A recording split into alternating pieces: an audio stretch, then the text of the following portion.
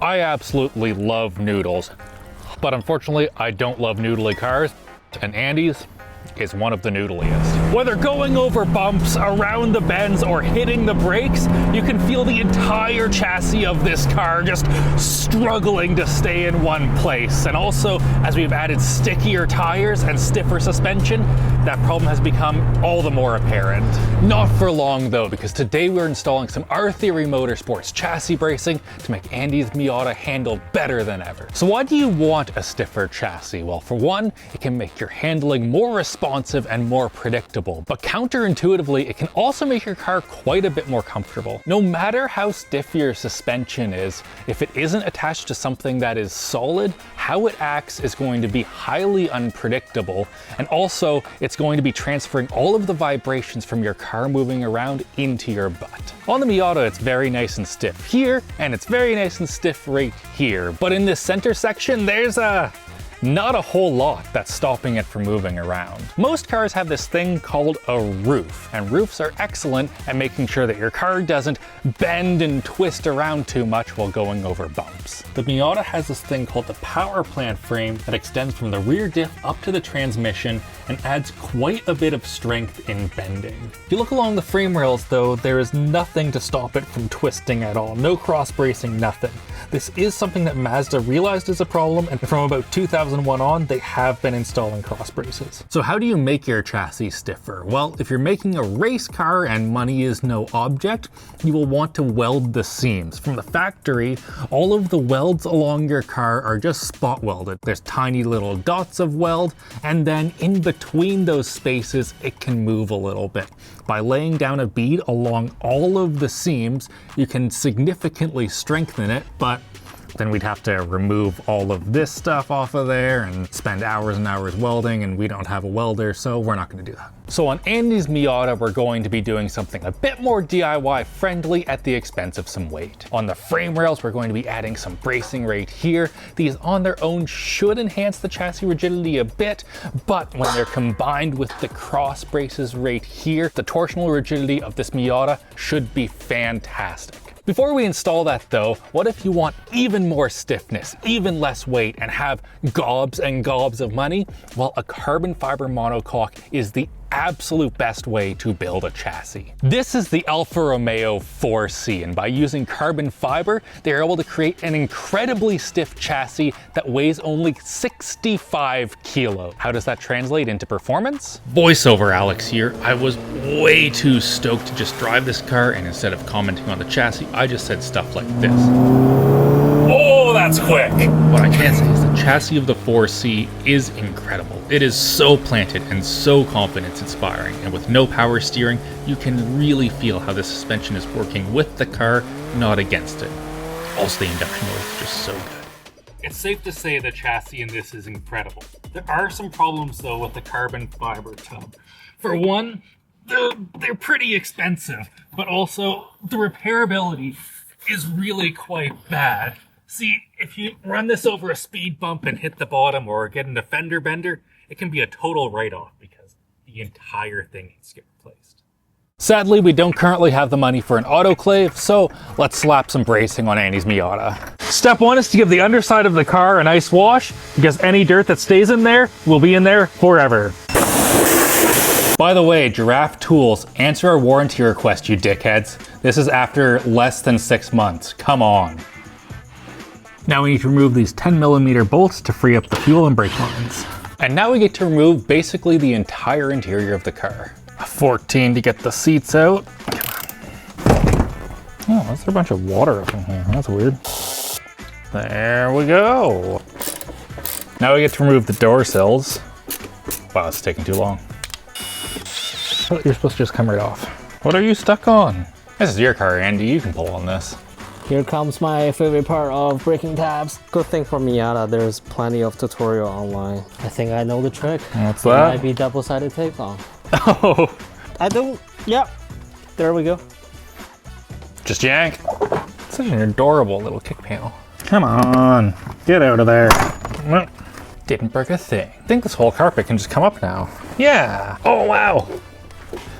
A dime. I thought we were going to get the whole way through this and not have a single bit of money. Oh, It is wet in the passenger wheel well, and it smells.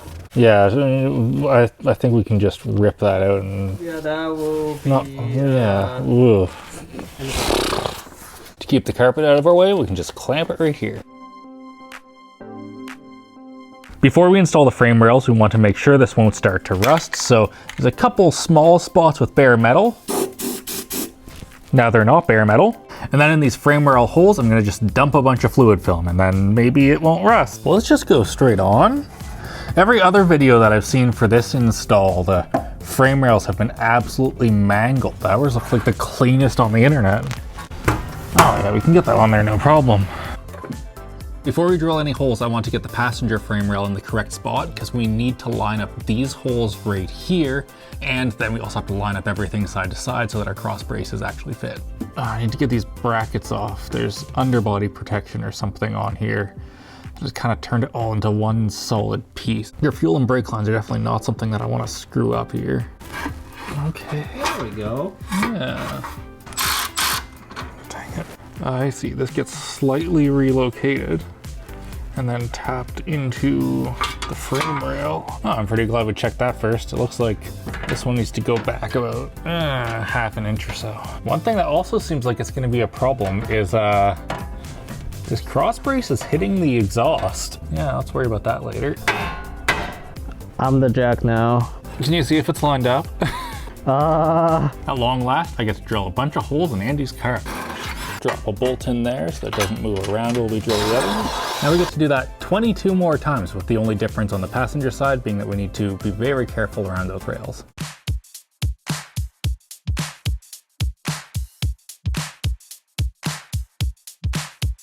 All of those holes get a quick deburr and then a shot of paint.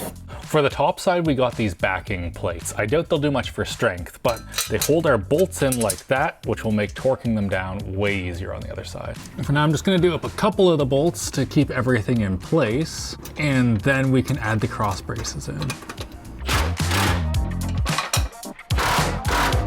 So I can see our drain right here, and it's really plugged. Oh, this is not fun. Getting a bolt in under this stupid thing.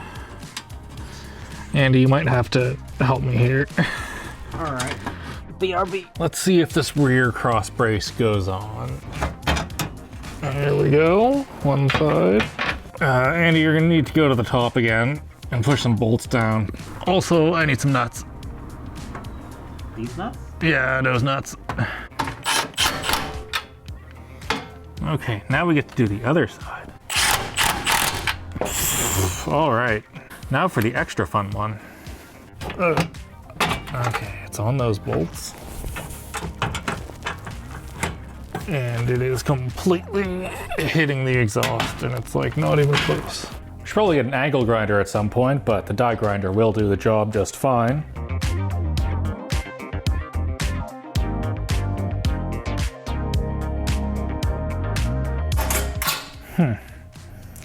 Well, I don't love this. We don't really have any good just like grinding wheels, only cutting wheels. So it's gonna be sharp. Don't touch this, Andy. It's hitting a tiny bit on the second one. Gosh, frickin' darn it. She's gonna fit now. I should have had my tools close before I actually put it in. Okay. Okay, holy balls. All these are getting tightened to 25 foot-pounds. Ugh. It's late on a Friday though, and I really just want to send the impact on all of these. Before reattaching the brake lines, we just need to flatten out this little piece of the bracket right here. Amazing how getting an actual vise helps a lot.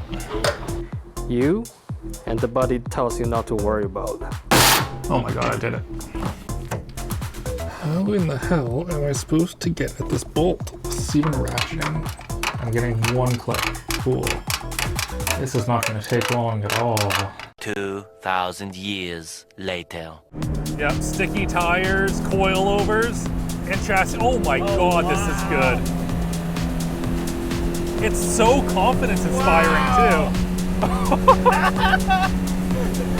And the turn in is just like, you go straight in. You know what's funny? I can still see the frame of the front windshield shaking, but like the bottom The bottom is so solid now. You know, I almost have mixed feelings about this because like back there, Yeah. before in those corners, you could have some good proper fun. Now the speed limit is preventing me from having any more fun. Like through there, I could have gone probably 30 kilometers per hour faster. We really like nuggets, you can tell. Yeah, and over that, like the bump happens. Yeah. But before you'd have like 3 more little bumps afterwards. Now just one, clear. All right, you want to give her a rip? Yeah. Oh. Do you know how to drive manually?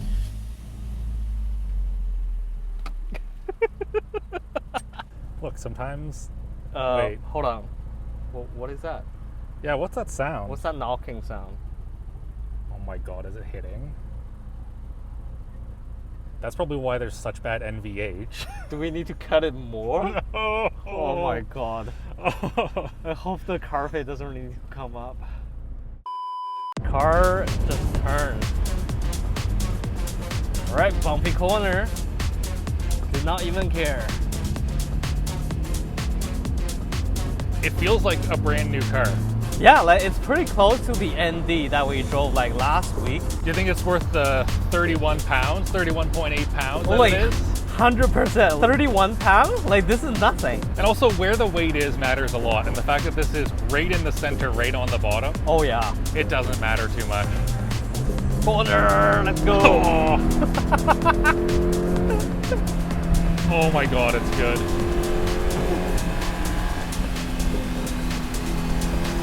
Wow. But is that $676 good? Yeah, I think it worth it. Yeah, like honestly, like this changed the character of the car. Basically, this car was a box of sand. Now it feels like you dump a bunch of glue and the sand is all together one piece. Yeah, if you were fully planning on just like keeping the 1.6 and leaving it stock, I think that would be pretty unnecessary, but that's not what we're planning. So subscribe for that. We talked to R Theory Motorsports, and it turns out that our Miata does in fact have an exhaust that's much lower than it should be. So we need to modify this a tiny bit more, just like you need to hit like, get subscribed, and of course, have a great old day. Patreon is the best way to support us so we can buy things like an angle grinder. And also, because they get really sad if they're lonely, a second angle grinder.